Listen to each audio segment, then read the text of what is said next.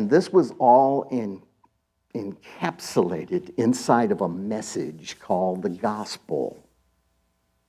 You know, the word of the gospel came, said, let me tell you about a Savior who died for you and then rose for you.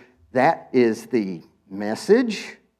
The actual substance of it is within the message, and the God who calls is at the core of it. So, I'm going to show you how this works here. We got a bunch of apples up here.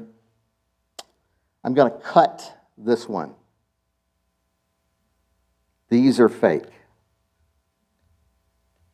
You know, you kind of know a fake apple or a fake message when it's just a little too shiny.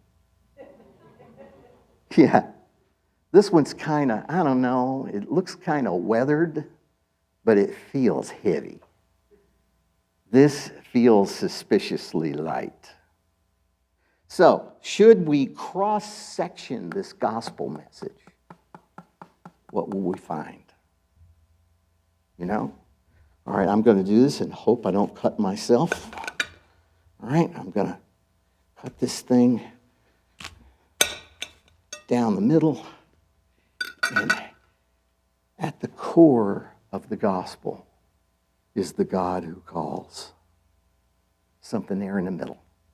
Let's just say, all right, there's a God who calls. Surrounding the God who calls is the grace of Jesus Christ and all the hard work he did for your soul. And then on the outside, of course, wrapped in a message is the gospel. So you got three things going here. What comes to you is something with red skin on it, but on the inside, full of grace. Tasty. Good to my soul. And having tasted this, the God who calls inwardly says, John, come in. Come get this. Seth, come get this. We've all had this happen to us.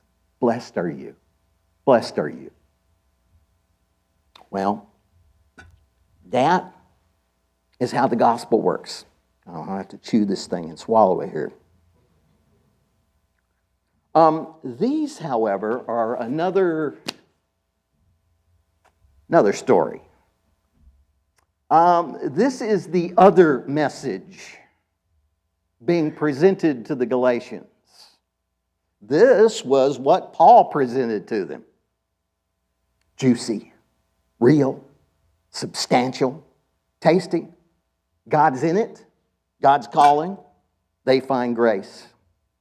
If I were to cross-section this thing, however, what I'm going to find is something quite different. I'm not going to try to cut one of these, so I pre-cut one. These things are horribly difficult to cut. What's inside of a fake message? Styrofoam. This is the inside of a false gospel. Paul said there's really not another gospel. This is verse 7. But there are some who trouble you and want to distort the gospel of Christ. So the person who calls from within this false message, you know who that is? That's a human, not God who calls. A human who wants to, distort the gospel, who wants to change the gospel. I don't like this, he says. I don't like this. I don't like this. I got my reasons. So I'm going to change it.